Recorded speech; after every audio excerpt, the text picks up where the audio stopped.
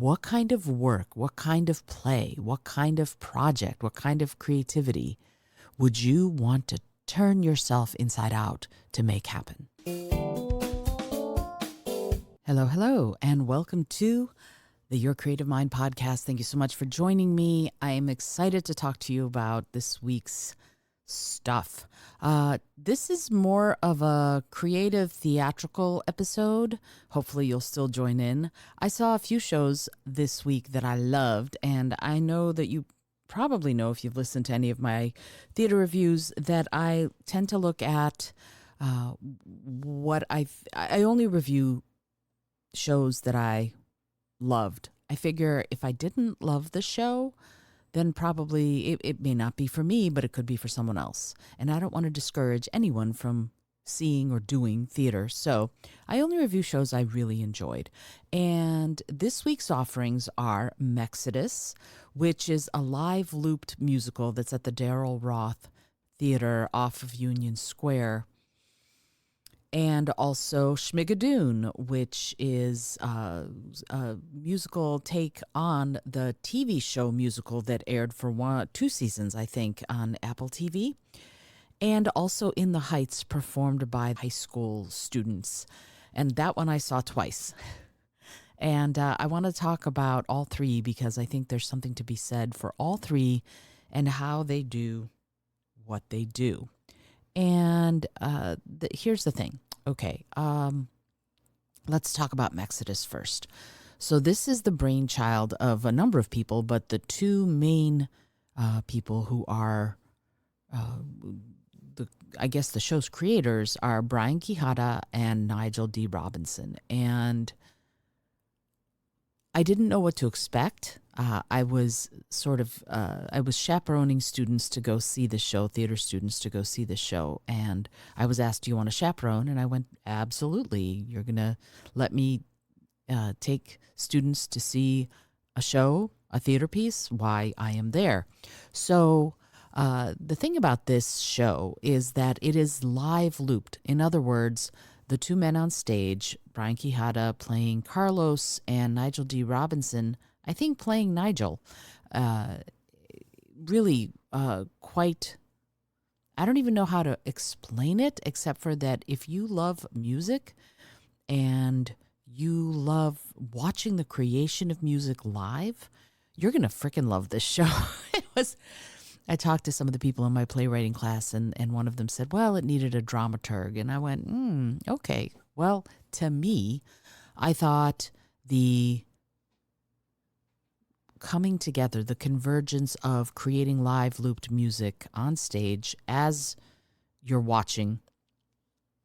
And, for example, you'd see them go, ah, ah, ah, and then that would start looping. So you'd be keeping hearing, ah, and then they would sing on top of that and record on top of that, ah, ah, ah, and then that harmony would start all of a sudden together after 4 measures, I think.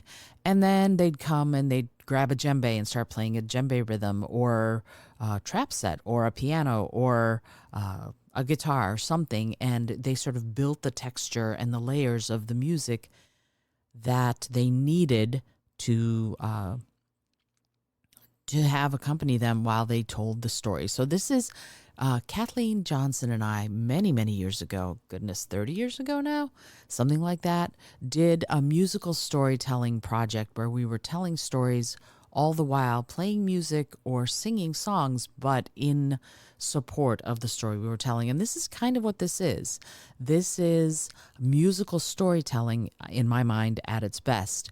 And the subject matter is important and terrifying, and yet incredibly courageous. And what it is we've all probably heard about the Underground Railroad that went north from the southern states. And this tells a different story. This tells of the Underground Railroad that went south to Mexico from places like Texas. And just unbelievable. The story itself is, they said in the story, they said something like 4 to 7 million people escaped slavery by going south to Mexico. How amazing is that? And because Mexico abolished slavery, I think in 1828 or something like that. And so all of a sudden there was a chance to be free way before the Civil War if you went down to Mexico. And this tells the story of one man doing that and the person he meets along the way. And they change each other's lives forever. And it is, I thought it was really incredibly well done. The singing was great. The instrumentals were great. The story itself is so empowering, inspiring, powerful. I don't even know all the words to say, but I highly recommend if you can go see it, go see it. It was really something that I cried throughout most of it. It was amazing.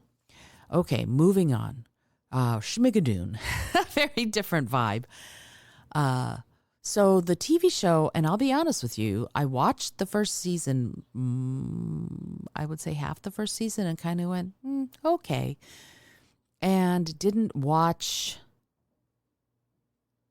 the second season at all, in part because I didn't have Apple TV anymore. But the show sort of celebrates the golden age of musicals, the musicals of, I would say, the 30s, 40s, and 50s, or 40s, 50s, and the beginning of the 60s. And it's about a couple who go on a backpacking hike and find themselves in a town that's sort of stuck in a musical around the 40s, 50s, your Oklahoma, your Carousel, things like that. And they can't get out until they find true love. And isn't that the little twist that this is a romantically linked couple who try to cross the bridge back out of Schmigadoon, and they are not in love. They thought they were, but they're not. And it's about what happens as they try to figure out how to get out of this town and befriend the town's denizens and all of that. And I got to tell you, I got tickets because I thought, I love the golden age of musicals, and I did enjoy some of the Apple TV series that I saw. I wasn't blown away by it, but I did enjoy it. And so I went, okay, let me go see this.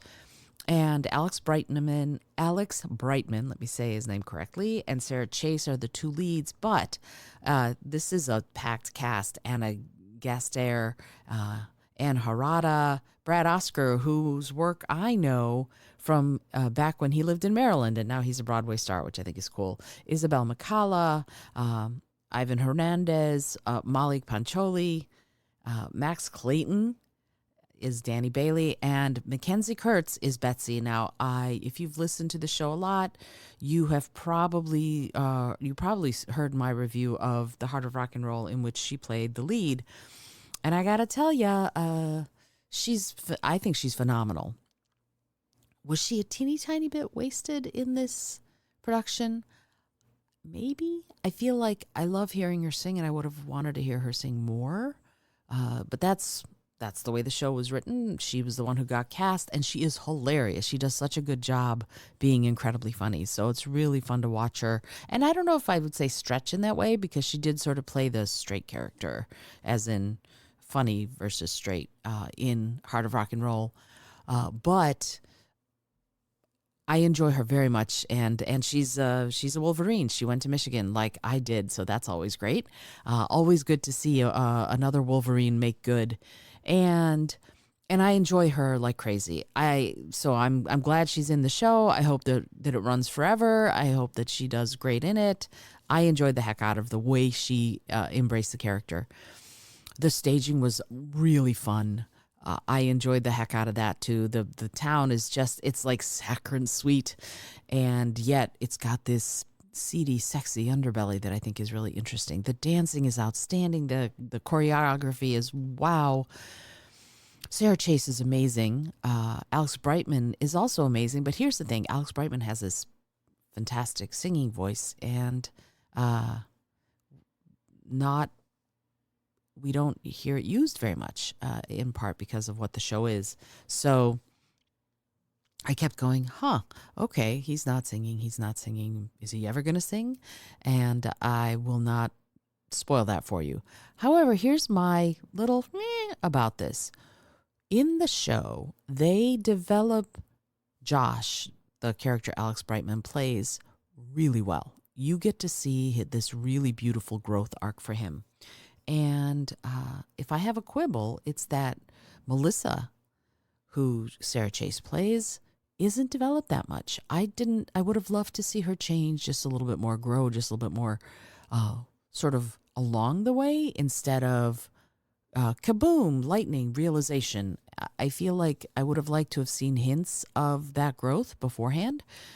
That's just me. And I don't know, honestly, since I didn't finish watching season 1 of the show, I don't know if that happens at the end of season 1 or if that happens in season 2. I didn't watch it, so I cannot tell you. But that if I have a quibble with the show, that's probably it. Otherwise, I enjoyed the heck out of it. It was like eating puff pastry, but with a sexy edge. So imagine that. And yeah, go see it for sure. In fact, I have a ticket to go see it again because I accidentally bought tickets for 2 days. Well, actually, I think one was comped. Anyway, it doesn't matter. The point is, go see it. All right, so here is my thought, or here are my thoughts on In the Heights, done by the students of Gramercy Arts High School. First of all, yay! My co-teacher for a class that I'm teaching there, Austin Bowen, shout out to you, Bowen. You're amazing. Is the director, and Brian E. Price is the musical director of the show closed on Saturday. So I can't even tell you to go see it. But I wish you had. Because I'll tell you something. First of all, wow, it was hurting a lot of cats to make this happen. There were 2 casts. There was the A Train cast and the 1 Train cast. And I love seeing high school theater because it shows you the future stars of tomorrow sometimes. And there are some future stars in this production. I'm not going to name names because, again, the cast is huge. But I got to tell you, watching these kids work their patooties off to put on this show, to learn the choreography, to sing those songs in an auditorium where, honestly, I was going, oh, I would do things about the acoustics of this auditorium. It's beautiful space. But if you're sitting off to the side, I saw it twice because of the 2 different casts. I sat off to the side the first night. I could barely hear a thing. As far as the enunciation of the songs or the rap, any of it. It was very hard to hear. And the second night I sat much closer to the center and I could hear more, much more. And it wasn't just that the cast was different. Some of the cast remained the same. So it wasn't that. It was the auditorium feels like it's really they really prioritized the center section in order to give you what you were going to hear. I don't expect acoustically perfect spaces in a high school auditorium. No, I do not. Although I did once get to sing at Hill Auditorium when I was in State Honor Choir back in Michigan in 1982. And let me tell you, singing an acoustically perfect space spoils you. Okay, but that doesn't matter. The point is that what I loved seeing was how hard they were working, how much they wanted to be there and wanted to put on this incredible show. And it's Lin-Manuel Miranda, so it's a wonderful show. It's a brilliant show, and it's complicated. The rap is complicated. The singing is complicated. The harmonies are complicated. So there's a lot going on there. And the best thing that I got out of it, the performances were really fun. I enjoyed it. That's not the point. The point for me was what I got out of it was the emotional investment the students had in putting on this production and in bringing it to the audience. And I was there opening night and closing night to see the 2 different casts. And I got to tell you, watching, I saw the guy who played Uznavi, which I believe Lin-Manuel Miranda plays in the movie. I don't know. I haven't seen the movie. Anyway, watching him do the work, all of that rapping, all of that singing, the dancing, everything he had to do. And he was one of the characters who did all 4 nights. Anyway, why I'm saying this is because he worked his butt off to do this and to do it right. And at the end, he broke out crying. Now, everybody's supposed to be, it's a very emotional moment in the show, but at the end of the show, he had to leave the stage. And I don't think I'm telling tales out of school because there were hundreds of us there to see it. So it's not like it was a private moment, but he left the stage. And I think it was because he was emotionally overwhelmed with so much, because in the ending of the show is I'm home, right? That's the whole point, is finding your home and realizing for some people where you are is where your home is, right? Where you've been this whole time, that is your home. And I watched these seniors, because they did a big senior bow. I watched these seniors take their final bow as part of the theater department. Mr. Bowen said, "Yeah, let's have the seniors take a bow," and every senior got a rose, which I thought was really sweet. And watching them just be so overwhelmed and realizing, wow, this is the last moment that I'm going to be on stage doing theater in this high school. And for people who do high school theater, I got to tell you, there's nothing like it. I know you can go on and do theater in college, or you could even be a professional actor or part of a creative or production team later on. Absolutely. All of that can happen. But there's nothing like doing high school theater. It is, and I remember very well because I did a lot of it when I was in high school. There's something about, sometimes you have a shoestring budget and you are just putting your heart and your soul and your breath and your blood into it. As I mentioned to Bowen the other day, I understand all about this kind of work, the high school theater production. I said, you turn yourself inside out to make it happen. And he went, I don't think I've ever heard a better description. And it's true. In order to do high school theater, you have to believe in it. You have to work so hard on top of all the other responsibilities that you have. And you put on this show and people come and you get to share it with them. You get to offer it to them. And it's interesting. My students in the class that I'm teaching at the high school, we were talking about this, and I said, I was sort of giving them, they're doing presentations, and I was giving them tips on how to speak in public. And if you've listened to the show long term, that I used to have a public speaking phobia, and I overcame it. And one of the ways I overcame it is I said, I started thinking of all of this as making an offering. I'm making an offering to the people who are listening or watching or whatever it is, however I'm presenting, whether it's as a musician or a speaker or up on stage doing theater, whatever. I think of it as making an offering to connect with the audience. And I said, think of it that way. Think that you are offering something that only you can offer to the people who've come to hear you. And they're not interested in seeing you fail. They're interested in seeing you succeed, so they're with you. And remember that, and it will go much better than you could possibly imagine. And that's sort of what I really thought when I watched this show. I mean, they had a lovely set, and they sang, and they had everybody working so hard, and it was really fun. I enjoyed the production. But I couldn't help thinking that this is what they're offering to us. These 15, 16, 17, 18-year-old kids are offering this to us. They worked so hard. And it makes me go, I want to find things now that I want to work that hard on, And I encourage you to do the same thing. What is it that you would turn yourself inside out for? What kind of work, what kind of play, what kind of project, what kind of creativity would you want to turn yourself inside out to make happen? Think about that. All right, this is Izolda Trakhtenberg for the Your Creative Mind podcast. I hope you enjoyed the episode. Until next time, as always, be curious, be creative, and most of all, be kind.